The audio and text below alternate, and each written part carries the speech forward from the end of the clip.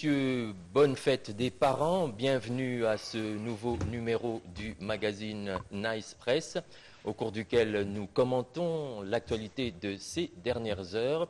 Nous avons sur ce plateau à l'extrême droite John Lungila de Congo Web. Bonjour John. Bonjour Adelin et merci pour l'invitation. Bonne fête de parents à vous. Je suis tenté de le dire. Et même merci. Mère aussi qui nous suit à travers depuis Livourou, bien sûr. Merci. Bien sûr. Pius Romain Roland du journal L'Avenir. Bonjour Pius. Bonjour et le plaisir est pour moi de m'avoir invité une fois de plus sur le plateau et je vous réciproque la fête de parents et merci. le souvenir de tous nos chers disparus. Vraiment. Tout aujourd'hui. Merci. Serge Nseka, rendez-vous des Kounia. Bonjour. Bonjour Adelin et bonjour à tous les amis. Je suis un peu...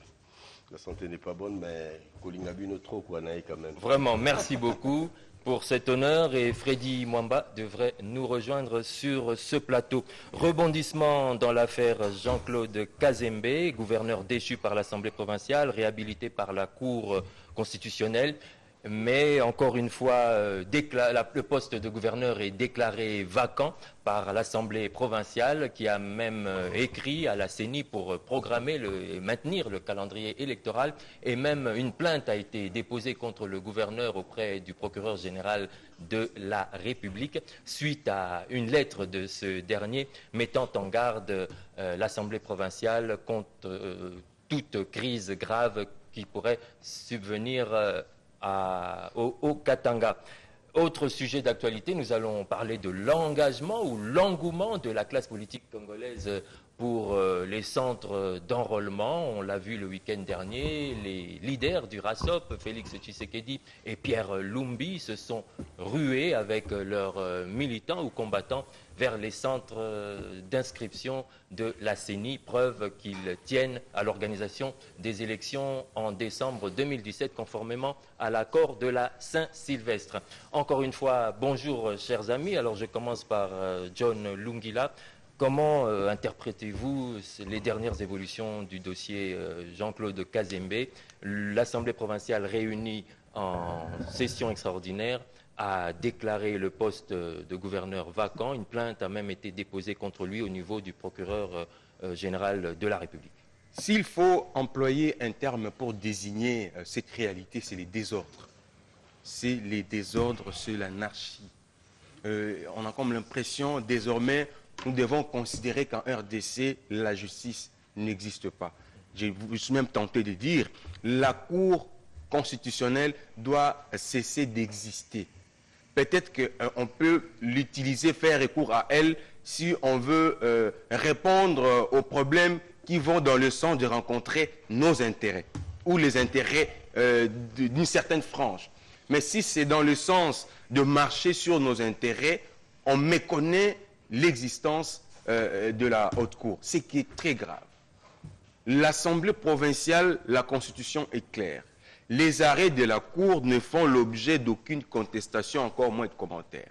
C'est imposable à tout le monde. Il n'y a pas de recours quand la haute Cour décide. Mais du moment où l'Assemblée provinciale a décidé de déchoir le gouverneur et que celui-ci saisit la haute Cour parce qu'il estimait que c'était fait dans l'illégalité, la Cour a rendu son arrêt réhabilitant le gouverneur. Dès ces moments-là, toute affaire cessante, l'Assemblée provinciale ne pouvait pas revenir sur ces dossiers-là, sinon appliquer la décision de la Cour.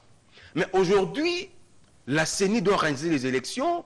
Aujourd'hui, il y a des ramifications politiques pour empêcher le gouverneur de rentrer, pour continuer à travailler, parce qu'on est peut-être tout puissant. Bon, Chadari, oui, ministre de l'Intérieur, bon, c'est moi qui décide, c'est moi qui est compétent pour demander, instruire à la CENI d'organiser les élections, quand bien même que cela viole le texte.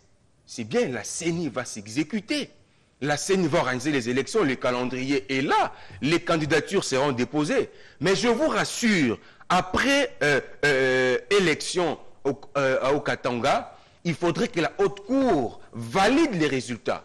Et je vous dis à ce stade-là, les résultats de ces élections seront invalidés, sinon rejetés ou méconnus par la haute cour. Là, nous serons dans quelle république? Voilà pourquoi à l'introduction, je parlais du désordre, Adelin. Pius Romain Roland. Bon, écoute, Juridiquement parlant, il faut le dire qu'effectivement, il y a du désordre. Puisque John l'a dit, les arrêts de la Cour sont exécutoires. Mais ici, je me réfère à une pratique au pays où on parle souvent que la politique tient le droit en étau. Hein? Ça, c'est un principe. Vous savez que là où se trouve le politique, le droit se trouve en dessous de la table. Il est vrai que juridiquement parlant, la Cour a décidé de réhabiliter le gouverneur Jean-Claude Kazembe, accusé de mégestion dans le Katanga. La démarche de l'Assemblée provinciale était jugée irrégulière. Donc il y avait vice de procédure, apparemment, dans la motion. D'après la Cour. Je ne sais pas par où devrait avoir vice de procédure, puisque c'était une initiative d'un député provincial qui a jugé d'interpeller le gouverneur au niveau de l'organe délibérant, qui est l'Assemblée provinciale, et le gouverneur ne s'est jamais présenté. Il devrait apporter ce moyen de défense. Le fait d'abord de refuser de se présenter devant l'organe délibérant, c'est un manquement grave en politique. C'est un manquement grave. Et c'est ce qui fait à ce qu'on précipite même son départ. Puisque quelque part, je me dirais, est-ce que se reprocherait-il de sa gestion? Et d'ailleurs, dans les coulisses, il s'est dit que c'est l'homme de mèche de Moïse. Politiquement parlant, ça ne peut pas marcher. Pourtant, c'était son adversaire. Je le dis, attention, en politique, tout est permis. Je peux créer mon opposant pour faire du mal dans l'autre camp. En politique, tout est permis. Donc, moi, je me dis, la démarche juridique, elle est biaisée. Si la Cour a décidé de le réhabiliter, il fallait le réhabiliter. Mais je pars d'un principe que la politique tient le droit en étau et le gouverneur ne s'est jamais présenté devant l'organe délibérant par une démarche parlementaire d'un député qui l'a reproché de beaucoup de choses, des mégestions avec preuve à l'appui. Et je me dis, si les politiques se décident de le mettre à côté quelque part, ils ont certaines preuves. Oui, parce qu'entre-temps, il a même été lâché par le PPRD. Mais la justice peut ne pas être en possession de tous les éléments qu'on reproche au gouverneur, mais sa famille politique peut en disposer et décider de le mettre à l'écart. Mais moi, je me dis, ça aurait été mieux pour Jean-Claude Kazembe, au lieu de s'accrocher, de présenter sa démission. Quand bien même la Cour vous réhabilite, mais vous n'avez pas l'appui de votre famille politique. Vous n'avez plus la confiance ni de l'Assemblée provinciale, ni de l'Assemblée provinciale. Vous allez gérer qui? Puisque, en nommant les ministres provinciaux, ce ministre-là doit avoir l'aval de l'organe délibérant. Vous devrez le présenter, vous devrez présenter votre programme à l'organe délibérant. Et l'organe délibérant refuse. On peut le réhabiliter. Ça, c'est ce que je dis. La politique tient le droit en étau. On peut le réhabiliter. Il s'est dit, ok, je suis réhabilité. Il a un budget à présenter. Et il doit présenter ce budget à l'organe délibérant. Et l'organe délibérant l'a déjà désavoué. Mais c'est une démarche inutile. C'est là où je me dis, quelque part, par modestie, il devrait rendre l'établi pour ne pas tirer des choses en longueur. Merci. Serge Nseka. Nous sommes en présence d'une dichotomie qui dénote d'une sorte d'indiscipline. Moi, je pense que le gouverneur Kazembe, on peut beau lui reprocher tout ce que l'on veut, et ça rentre dans l'apprentissage de la démocratie, dans le processus de la décentralisation, et que je pense qu'il y a des textes qui régissent l'organisation de la décentralisation, bien que c'est un processus à mettre en œuvre.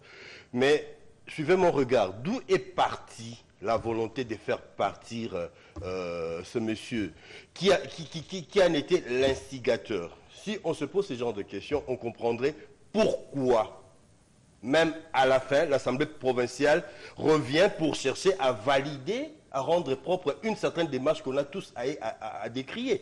Il y a la libre administration des provinces, il y a la séparation, le principe de séparation des pouvoirs. Quelqu'un dit gouvernement central. Les provinces ne sont pas sous tutelle du ministre de l'Intérieur. Ça, c'est révolu, c'est passé, parce qu'ils ont une sorte, les provinces ont une certaine autonomie dans la gestion. Qui est là.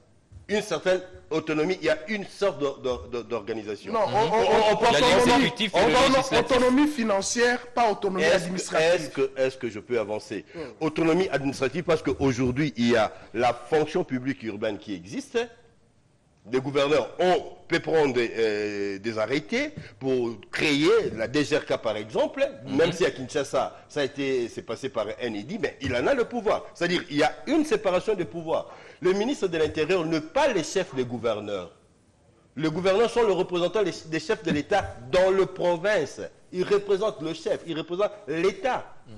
C'est leur autorité de tutelle quand même. C'est la tutelle. Nous devons tous évoluer d'une certaine façon.